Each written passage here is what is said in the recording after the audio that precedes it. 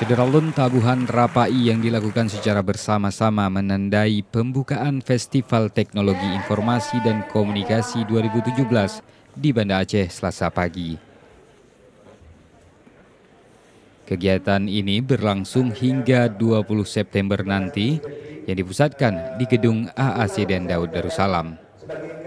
Diikuti perwakilan dari seluruh Indonesia, Syederalun, Festival TIK 2017 ini mengagendakan sejumlah pembicara dengan materi seputar teknologi informasi. Selain itu, panitia juga menempatkan sejumlah stand yang diisi oleh beberapa UKM. Festival TIK 2017 ini sekaligus menjadi upaya dalam sosialisasi pemanfaatan teknologi informasi dan komunikasi ke arah yang positif.